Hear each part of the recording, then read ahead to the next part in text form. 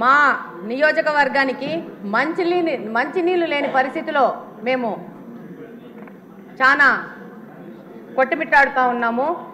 దాదాపు బ్రిటిషర్స్ కాలంలోనే మాకు ఎయిర్పోర్ట్ ఉంది, ఎయిర్ బేస్ ఉంది. అప్పుడే డెవలప్ అయిన కడప నియోజకవర్గానికి ఈ రోజు పరిస్థితి ఏంటంటే, మాధవి గారు ఇది బడ్జెట్ మీద డిస్కషన్ చెప్తాను అట్లే మీ సమస్యకి మళ్ళీ టైం దొరుకుతుంది. మీ నీటి సమస్యకి కొంచెం చెప్పండి. కొంచెం చెప్పండి అధ్యక్ష, ఈరోజు దాదాపు 164 స్క్వేర్ కిలోమీటర్స్ విస్తీర్ణం ఉన్న కడపలో దాదాపు ఈరోజు 5 లక్షల జనాభా ఉంది. 1971లో 23,000 జనాభా ఉన్న ప్రాంతము ఈరోజు 5 లక్షలుగా జనాభా తయారైంది. కానీ ఈరోజు బడ్జెట్లో కేటాయింపులు చాలా విభాగాలకు కేటాయించినారు. అందులో భాగంగా ఈరోజు మా ప్రాంతం నుంచి మాకున్న ప్రధాన సమస్యను ఈరోజు సభ దృష్టికి తీసుకురావాలని చెప్పి ఈరోజు మీకు అవకాశం అడగడం జరిగింది. అందులో భాగంగా ఈరోజు మాకు వాటర్ రిసోర్సెస్ గురించి చూస్తే రెండు water resources, Penna river, Buggavanka almost అది ఫంక్షనింగ్లో లేదు. పెన్నా రిసోర్సెస్ వస్తే పెన్నా రివర్కి వస్తే 2 Gandi water works, Lingampally water works నుంచి మాకు నీళ్ళు వస్తున్నాయి. దాదాపు కరువు పీడిత ప్రాంతం వల్ల దాదాపు ఏ డివిజన్లో కూడా 3 నుంచి 4 రోజులకు గాను ఒక్కసారి నీళ్ళు ఇవ్వలేని పరిస్థితిలో కడప నియోజకవర్గం నడుస్తూ ఉంది. దాదాపు 20% గృహాలకు ఇంకా మంచినీళ్ళ కనెక్షన్ లేదు.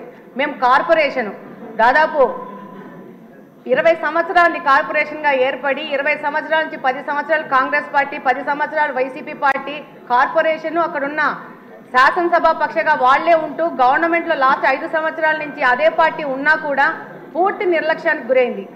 ఈరోజు ఈ బడ్జెట్ సందర్భంగా ఈ యొక్క సమస్యను మీ ద్వారా ప్రభుత్వ దృష్టికి, మిగతా సభ్యుల దృష్టికి తీసుకుపోవాల్సిన అవసరం ఉంది. కార్పొరేషన్ అని చెప్పుకోవడమే కానీ కార్పొరేషన్లో మంచినీళ్ళు ఇవ్వలేని పరిస్థితిగా కడప నియోజకవర్గము ఈరోజు ఉంది. ఈరోజు దాదాపు 95% రామనాయుడు గారు ఆవిడ సమస్య వినండి సార్ కొంచెం. అవును అన్నా, వినండి అన్నా. 95% ప్రజలు ఇంకా తాగడానికి మంచినీళ్ళు కొనుక్కునే పరిస్థితిలో ఉన్నారు. ఎంత దుర్భరమైన పరిస్థితి అంటే వాటర్ ప్లాంట్ల నుంచి వచ్చిన రిమైనింగ్ వాటర్ని కూడా పట్టుకొని పోయి గృహ అవసరాలకు వాడుకునే పరిస్థితిలో కడప నియోజకవర్గం ఉంది. కార్పొరేషన్కి సమ్మర్ స్టోరేజ్ ట్యాంక్ లేదు. మనకు ఎన్నో కార్పొరేషన్స్ ఉన్నాయి. అత్యంత హీన స్థితిలో ఉన్న కార్పొరేషను ఈ కడప నియోజకవర్గం యొక్క కార్పొరేషను. దాదాపు 100ల సంఖ్యలో వాటర్ ట్రీట్మెంట్ ప్లాంట్లు పెట్టుకొని వ్యాపారస్తులు నీళ్ళు అమ్ముకుంటా వ్యాపారం చేసుకునే పరిస్థితి. లాస్ట్ వైసీపీ గవర్నమెంట్లో వైసీపీ నాయకులు స్కూళ్ళని కూడా మూయించేసి దాంట్లో కూడా వాటర్ ప్లాంట్లు పెట్టుకొని నీళ్ళు అమ్ముకునే పరిస్థితులు కడప నియోజకవర్గం ఈరోజు నడుస్తూ ఉంది. దాదాపు 5 లక్షల మంది జనాభా అంటే నివేదికల ప్రకారం 135 లీటర్స్ వాటర్ పర్ హెడ్ ఇవ్వాల్సి వస్తే 5 లక్షల మందికి దాదాపు 70 MLD వాటరు ప్రొవైడ్ చేయాల్సిన పరిస్థితిలో ఉండాల్సింది. ఈరోజు 40 MLD వాటరు ఇచ్చే పరిస్థితిలోనే కడప నియోజకవర్గం ఉంది. దాదాపు 1943లో గండి వాటర్ వర్క్స్లో బ్రిటిషర్స్ వాళ్ళు అప్పుడు 20 వేల జనాభాకు 12 MLDలో ఒక ఇన్ఫ్లేషన్ వెల్స్ కట్టే అదే ఇన్ఫ్లేషన్ వెల్స్ ఈ రోజుకు 2024వ సంవత్సరంలో కూడా అదే 12 MLD ఇన్ఫ్లేషన్ వెల్ ఇచ్చే వెల్నే వాడుకుంటూ కడపకు నీళ్ళు ఇచ్చుకుంటున్నాము. దాదాపు 5 నుంచి 6 రోజులకి నీళ్లు రాని పరిస్థితి. వచ్చిన నీళ్లు మురికి నీళ్ళు ఎందుకు వస్తున్నాయంటే డ్రైనేజ్ వాటర్ తీసుకెళ్లి మీ అందరికీ తెలుసు కడపలో బుగ్గొంక అని ఉంటుంది. కడప నడి మధ్యలో వెళ్తూ ఉంటుంది. అందులోకి ఈ యొక్క డ్రైనేజ్ వాటర్ తీసుకెళ్లి అదే వాటరు పెన్నాలో కలిసి అదే వాటర్ మళ్ళీ పంపు చేసుకొని మళ్ళీ మా వినియోగంకు వాడుకోవాల్సిన పరిస్థితిలో ఉంది. ఒక STP లేదు, ప్లాంట్ కట్టలేని పరిస్థితిలో ఈ కార్పొరేషన్ ఉంది. నిధుల కొరత ఉంది. డెఫినెట్గా ఈ యొక్క పాత గవర్నమెంటు అంతకుముందు సోమశిల బ్యాక్ వాటర్స్ అనే ఒక పథకాన్ని ప్రకటించినారు కాంగ్రెస్ వాళ్ళ టైంలో.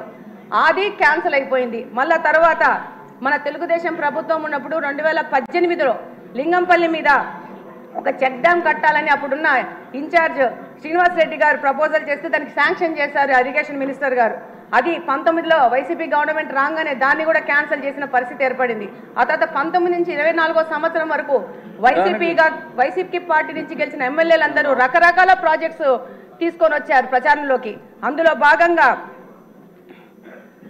GNSS ఎర్ర చెరువు అని చెప్పేసి ఒక ప్రాజెక్ట్ తీసుకొని వచ్చినారు. దాంతో పాటు 1 నిమిషం అని అయిపోయింది, 1 minute అయిపోయింది.